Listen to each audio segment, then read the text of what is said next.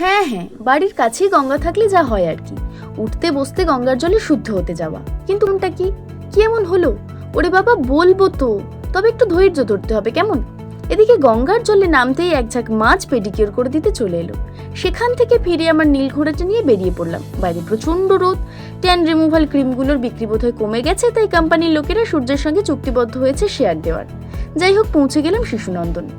খুব গরম লাগছিল। নাচের ক্লাসে পৌঁছেই দেখি এখনও কেউ এসে পৌঁছায়নি। সেই জন্য আমি একটু গাছের তলাতে চলে এসেছি, কারণ আপনারা সবাই জানেন যে গাছের তলায় বেশ ঠান্ডা থাকে। সেই জন্য গাছের তলায় যেহেতু ছায়া, তো জায়গাটাও মোটামুটি স্যাঁতস্যাঁতে আর বেশ ঠান্ডা ঠান্ডা একটা আবহাওয়া রয়েছে এই গাছটার তলায়। সেই জন্য গাছের তলায় চলে এসেছি। কোন গাছটা বলুন তো? যেটা আগের দিনে আপনাদেরকে দেখিয়েছিলাম যে আমলকির মতন ফল ধরে আছে, সেই গাছটার তলায়। এই যে দেখুন, সূর্যের আলোর স্পর্শ গাছটার সৌন্দর্যকে যেন দ্বিগুণ করেছে। তারপর একে একে সব বক্স আর্টিস্টরা এলেন। সবাই যেন একটা আলাদা জগতে রয়েছে। যাই হোক, কাকু এসে প্র্যাকটিস করাতে শুরু করে দিলেন। একে একে সবটা প্র্যাকটিস শেষ করে শুনলাম সবার মিলিয়ে এখনো 10টা নাচ বাকি। মাথাটা কেমন হালকা করে চক্কর দিয়ে উঠলো, কিন্তু তারপরেই একটা অদ্ভুত এনার্জি নিয়ে নামলাম মাঠে। ওই যে চিপসের প্যাকেট বের করেছে, অমনি চলে এসেছে বাঘা। কি মুশকিল।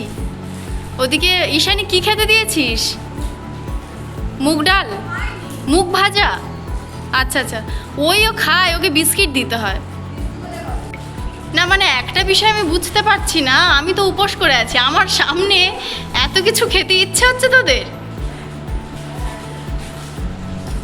ঈশানীটা এমন পাজি যে আমার কাছে চলে এসেছে আওয়াজ করে করে আমার কানের কাছে খাবে বলে। যাই হোক, এদিকে সন্ধে হয়ে গেল, এখন পুজো দিতে যাওয়ার পালা। আসলে সকালে সেই যে আমি স্নান করেছিলাম গঙ্গার ঘাটে, উপোস করেছিলাম তো, তাই স্নান করেছিলাম। যাই হোক, এবার পুজো দিতে যাওয়ার জন্য আমি রেডি হয়ে নিয়েছি।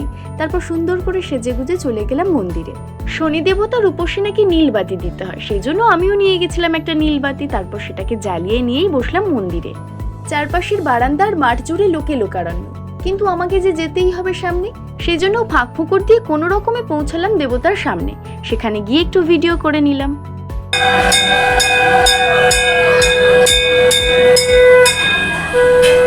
এই যে যিনি সবার কপালে ফোঁটা দিচ্ছেন, ইনি হচ্ছেন ব্রাহ্মণের অ্যাসিস্ট্যান্ট।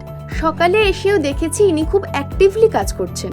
এখন গুছিয়ে গুছিয়ে প্রত্যেকটি মানুষের কপালে সুন্দর করে চন্দনের ফোঁটা দিয়ে দিচ্ছেন। এদিকে হোমের আগুনে পুরোহিত মশাইকে দিয়ে দিতে দেখলাম বট, অশ্বত্থ, অপাংসহ আরও 6 রকমের গাছ। যজ্ঞকুণ্ডে থাকে গড়ান কাঠ, আর ওই গাছের পাতাগুলি ঘিতে মাখিয়ে অর্পণ করা হয় যজ্ঞের আগুনে। তারপর যজ্ঞের ছায় ঘিতে মাখিয়ে ফোঁটা দেওয়া হয় সমস্ত ব্রতীর কপালে। যাই হোক, ঠাকুর মশাই এদিকে ব্রতকথা পাঠ শুরু করলেন।